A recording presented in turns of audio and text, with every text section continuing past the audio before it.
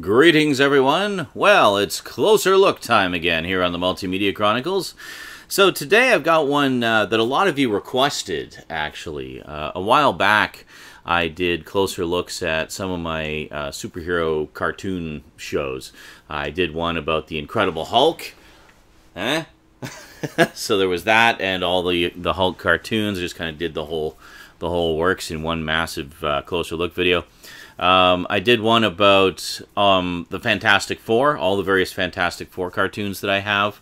And I did one about the 1960s Spider-Man series, because I've got both the Region 1 and Region 2 sets, so I did a nice little comparison between them. And a lot of you asked me if I was going to do the 80s Spider-Man shows, because, of course, they released all of them over in the UK, and I have them because they were sent to me by some generous viewers. So I thought, yeah, let's do that. That's a good idea. It's actually something I've been wanting to do for a while. I just kept putting it off. So we're going to take a look at Spider-Man 5000, which is the original 1981 cartoon. They just renamed it Spider-Man 5000 to prevent confusion with the 60s series, which was also just named Spider-Man. Now, it's only on the packaging that it's renamed that, by the way. The show itself is still just Spider-Man. And then we have, so that's the first 3 volumes. Then we have Volume 4. So that gives us the entire series. And then we have Volume 1 of Spider-Man and His Amazing Friends. Actually, here, let's do it like this. There we go. Spider-Man and His Amazing Friends? Sure. And Volume 2, Spider-Man and His Amazing Friends. This is all of the rest of it, basically. And finally, as a bonus, just because it kind of ties in with everything, let's do the complete series of Spider-Woman as well. So there you go. 80s Spider-Man. Region 2. DVD Splosion. Today, on a closer look on the Multimedia Chronicles.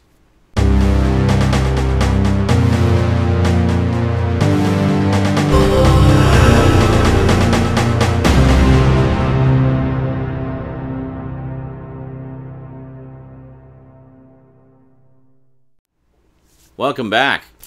Alrighty, well boy, do I ever remember these from when I was a kid. This is the Spider-Man show that I grew up with for the most part, watching every Saturday morning as it was new. I watched the 60s one as well, of course, in my younger years, and absolutely loved it. So when I saw in the early 80s, when they actually finally did a new Spider-Man animated series, I was just beside myself. So I watched this every week, faithfully. So I watched that, and then the one I most remember is Spider-Man and His Amazing Friends, which of course introduced Firestar, who was a creation of the show. She was not actually in the Marvel Comics at the time. She was later brought into the Marvel Comics. And Iceman, formerly of the X-Men. So I had no idea who the X-Men were at the time, so this was my introduction to Iceman. And it wasn't until we got to the episode that... I guess it was the episode that gave us the origin of Firestar that I really became familiar with who the X-Men were. Well, I guess technically speaking, there was another episode, I think, in here somewhere that featured the X-Men. I don't remember. We're going to find out as we go through the closer look. I haven't watched these in years. Yeah, and then, of course, Spider-Woman I watched quite a bit as well as it aired. I don't know why we haven't got Region 1 releases of these, to be honest. I mean, there's been how many Spider-Man movies now? Any one of which would have been a perfect opportunity to bring these out and cash in. Easy bucks, man. Just put them on DVD and put them out. There's not a lot you need to do there. Don't even need to have any extras. Just put them out bare bones. We just want the frickin' shows. Sadly, I'm pretty sure all of these are out of print now, too. So even Region 2 isn't an option anymore, unless you luck out and find them. Actually, I think you can still find a lot of them online, like through Amazon, third-party sellers, fairly cheap. So hunt around a bit, and you should be able to find them. Just, you know, make sure you have some means of watching Region 2 discs. What I do, a lot of you have asked me how I watch Region 2 stuff. I used to have, well, actually, I guess I still have a couple, region-free DVD player that would basically convert from PAL to NTSC on the fly, which made it really convenient. However, they were kind of cheap players and died very quickly. The DVD player I have now is literally $20. It was like literally $20 at Walmart, and it is a POS. It just does not work. I found out, like, literally a year after I got it, that there was a code you could put in to make it region free. So I tried it. It's great, except it doesn't load discs anymore, or it doesn't load them properly. It skips around a lot. It's just a crappy player. One of these days I'll get a proper region free player. So what do? Well, basically what I do with region 2 stuff, and well, actually I do this generally with DVDs just to prevent wear and tear on my DVD drive on my computer, is I tend to watch them on the computer. So what I'll do is I'll actually rip them to the hard drive just to watch them, so that I'm not running the DVD drive constantly. And then I'll play them back through VLC Player. VLC Player allows you to adjust the playback speed and the pitch. Now, a lot of PAL stuff that's sourced from NTSC tapes has that PAL speed-up effect, where it's running 4% faster just to compensate for the difference in frame rates, and the pitch is slightly higher. So with VLC Player, I can actually pitch it back down and correct the speed, which is pretty cool. Just a couple of settings to adjust there. So not only can I watch Region 2 stuff without any difficulty, but I can actually watch it with the correct audio pitch from what it should be. So that's pretty cool. So that's a couple reasons why I watch it that way. Alrighty, so let's head on down to the black box and we'll get a closer look at these bad boys. Okay, so back in 2012, longtime YouTube viewers Bringer of Funerals and David Bunch of Numbers basically decided to double team. They kind of teamed up to get me all of the Marvel UK DVDs that they could get their hands on. So first up, we had Bringer of Funerals gave me this set here of Spider-Man 5000. And it was either him or David that informed me that that's not the actual title of this. This is just the 1981 Spider-Man series, but they named it Spider-Man 5000 in the UK to differentiate it from the 60s Spider-Man series. So anyway, this is the first 19 episodes here. Over 6 hours of action on 3 DVDs. Yeah! So we take a look here. Got the spine there. And you can see it's just a slipcover with the 3 cases in it. And there we go. And then on the back we have a little description of each volume. So let's take them out of the slip case here. Wow, it's really tight. It's a little easier said than done. There we go. Okay, we'll just take a look at each one here. So first up, we have Volume 1. Really awesome action-packed comic booky covers for these. And I like how they even have the corner logo thing here, like the comic books did back in the 80s, which is great. And then on the spine there, and then on the back. So in terms of extras, do we have any extras? No, we don't have any extras. These are all bare bones. And this one is rated U, contains mild fantasy, violence, and threat. As you know, I always love to read the ratings on these. I always find the reasoning for the ratings endlessly amusing. So no insert book, but some very nice disc art there. So that is Volume 1 of Spider-Man 5000. And then here we go. We got Volume 2, which has episodes 8 through 13. So very nice. They have about 6 or 7 episodes on each disc, so they're able to use a pretty decent bit rate for them. I mean, these are all just transferred straight off of Broadcast Masters. The one catch being PAL Broadcast Masters. Of course, these were originally NTSC shows, so there is a little bit of the PAL speed up. Watching these on my computer, I'm able to feed them through VLC Player and actually adjust the timing and the pitch so that they are correct. So they're back to the normal NTSC speed. So this is also rated U because it contains very mild violence. It's very mild, so nothing too bad there. If you like your violence a little less spicy, this will do you just fine, because it's the violence is very mild. And once again, some lovely disc art there. So yeah, I watched this show pretty much every Saturday morning. I loved me some Spider-Man. I mean, of course, when I was younger, I watched the 60s series quite a lot. Did I show you the spine of this one? There, this is Volume 2's spine. There you go. As you can see, I should show you, actually, they're kind of partial wraparound covers. They go as far as the spine, anyway, with the artwork. So, there you go. And I'll show you Volume 2 here. There we go. Ah! Sorry, just minor adjustment to the focus there. So, very nice. Okay, and then on to Volume 3. Very nice. There's the spine there, and there's the back. So very cool indeed. And we open it up. There's the full look at it there. And just give this a little spin there. And there you go. So that is it. So this contains up to episode 19. So episodes 14 through 19. So I'm curious as to what episodes are on there, if you didn't feel like pausing it and reading it. Volume 1 has Bubble Bubble, Oil and Trouble, Dr. Doom, Master of the World, Lizards, Lizards Everywhere, Curiosity Killed the Spider-Man, The Sandman is Coming, When Magneto Speaks, People Listen. That was probably my earliest introduction to the X-Men right there, in the form of Magneto showing up as the villain. I don't think the X-Men were in that episode, though. And the Pied Piper of New York Town. So we'll just put that there. And Volume 2 has The Doctor Prescribes Doom, Carnival of Crime, The Revenge of the Green Goblin, Triangle of Evil, The ABCs of Doom, and The Sidewinder Strikes.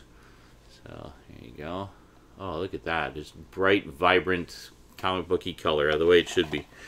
And then finally, Volume 3 has The Hunter and the Hunted. Guessing that's a Kraven the Hunter episode. A lot of Doctor Doom episodes in this, if you notice that. The Incredible Shrinking Spider-Man, The Unfathomable Professor Gizmo, Canon of Doom, there's another one, The Capture of Captain America, and The Doom Report. Yes, I swear it's almost like every other episode is Doctor Doom. Like, he was mainly a Fantastic Four villain, but boy, did he ever show up in the Spider-Man series a lot. So, that's the set that contains volumes 1, 2, and 3. Just trying to cram these all in here. It's a very tight slipcover, so there we go. Alright, and then David Bunch of Numbers noticed that, hey, there's a 4th volume, you know. So he sent me the 4th volume around the same time. I'm pretty sure they were coordinating and collaborating. The Chameleon here, who I've actually just been reading some of his, possibly his earliest adventures, actually, in the old Incredible Hulk comics.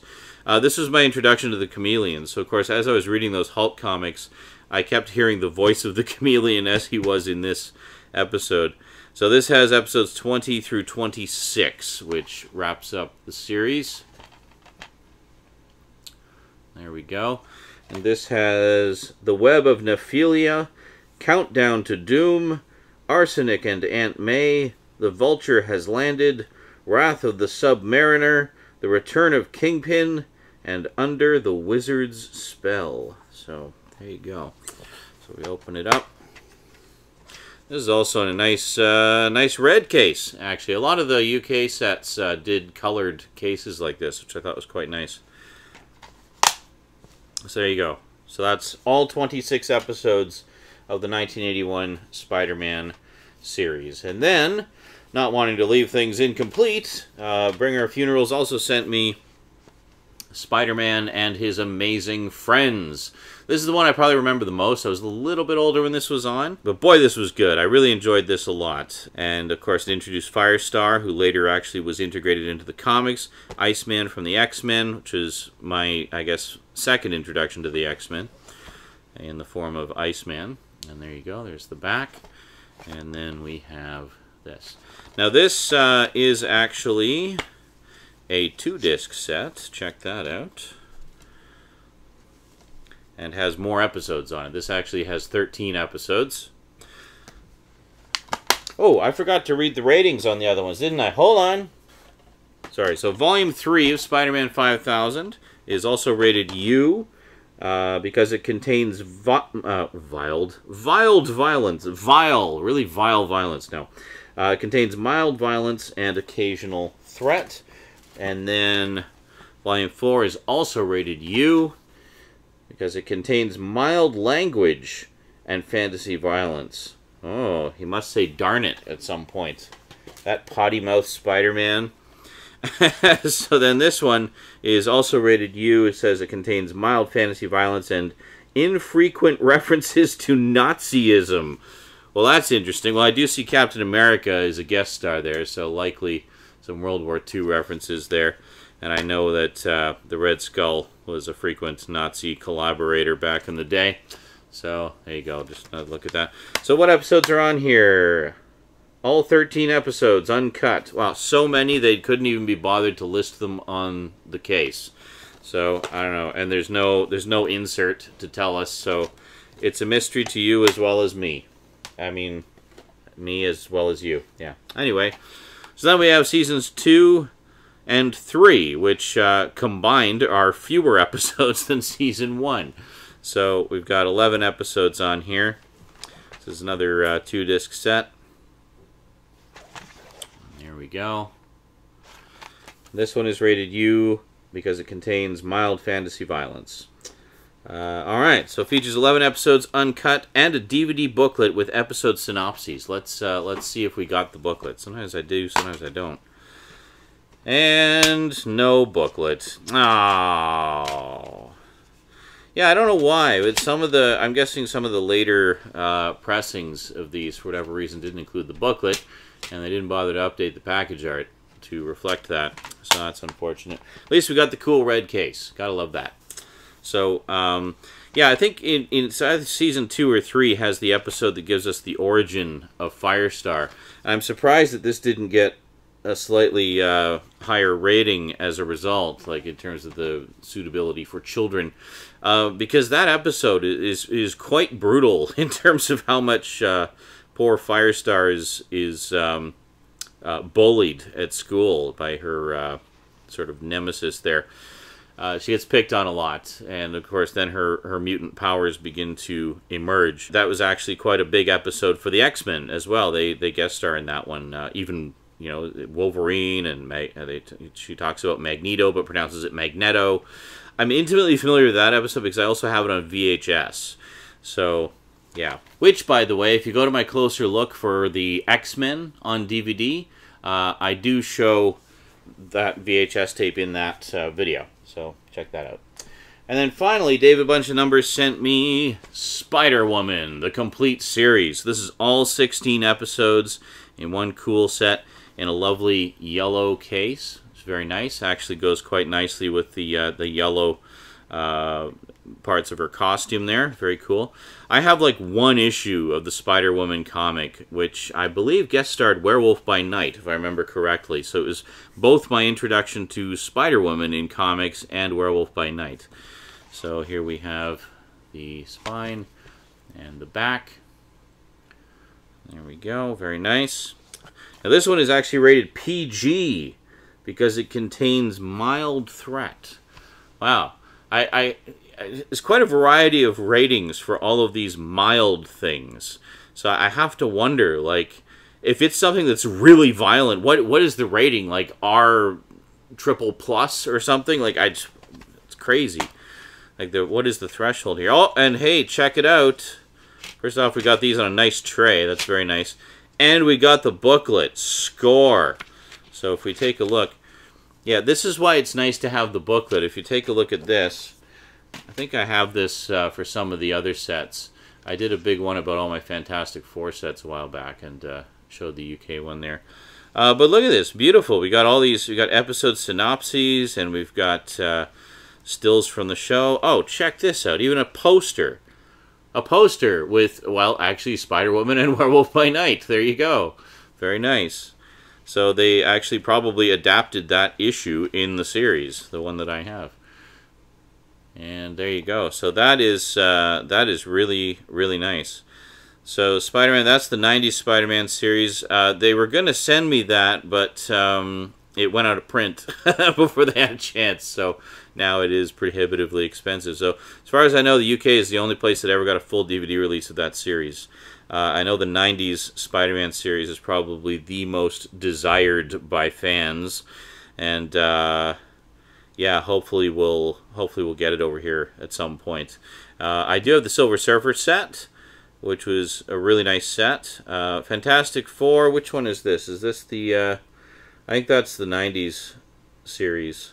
And then, of course, X-Men. I've got the Region 1 of X-Men and the Region 1 of all the Fantastic Four series, except the ones that weren't released here. Oddly, Fantastic Four is one of the few that actually does have a bunch of DVD releases here. We've got the 90s series and the 2006 series. The 1978 series, I had to get the UK edition. And there has never been a release of the 60s series. So hopefully we'll get that at some point and complete the FF on DVD. So there we go. So Spider-Woman. And yeah. Alright, well, let's see how much of this we can... Well, we're not going to be able... I don't think we're going to be able to fit very much of it on here. Maybe we'll pull back a bit. Here we go. And Spider-Man 5000. And Spider-Man and His Amazing Friends. There we go. Fantastic. All the 80s Spidey action you could ever want. Well, literally all the 80s Spider action there actually is. So, there you go. Awesome. Needless to say, huge eternal thanks to both David Bunch of Numbers and Bringer Funerals for graciously gifting all of this stuff into my collection. Thank you so much, guys. I really appreciate that a lot. I know I said that at the time, but it bears repeating. These were the Spider-Man shows I grew up with and remember the most growing up, because they were sort of in the years when you remember stuff more of my youth. So I definitely appreciate you helping me out and getting these for me. That was so awesome of you guys, and I'm so grateful. And there you go. All the 80s Spider-Man action you can handle, and then some. Yeah, great stuff. This brings back a lot of memories of watching cartoons. That's pretty much it. I did play outside with my friends a lot as a kid too, but Saturday mornings, that was cartoon time, man. We didn't see hide nor hair of each other until the news came on in the early afternoon. It's like, okay, cartoons are over, time to go outside and play. But, yeah, great stuff. I really enjoyed all of these. And I remember it was Dan Gilvezan does the voice of Peter Parker and Spider-Man in this. And I remember when Transformers debuted in 1984, that was the first thing I noticed, because, of course, Bumblebee is in the first scene, and he is also voiced by Dan Gilvezan. I was like, oh my god, that's the voice of Spider-Man! So, to a lot of kids, he's always the voice of Bumblebee. To me, he was the voice of Spider-Man, and then it was just so cool to me to hear a lot of the same voices, like a lot of familiar voices from the Spider-Man cartoon showing up in all these other cartoons. You know, I mean, I literally grew up with these voices. So you had, you know, Michael Bell and Peter Cullen and all of them. So you had stuff like all the Marvel stuff, but then you had things like Transformers, G.I. Joe, Dungeons and Dragons, Visionaries, Inhumanoids. All of these had a lot of the same voice actors that were in the old Spider-Man cartoons. So it was a great treat for me to hear these familiar voices. They were the voices of my childhood cartoons, essentially. Alrighty, so that is it for this week's Closer Look. Hope you enjoyed, and I'll see you next time. Until then, thanks for watching. Big thanks to my Patreon sponsors. Be sure to join us over on the Discord chat. You'll find the link in the description for lots of geekery and randomness. And I'll see you next time. So until then, sayonara.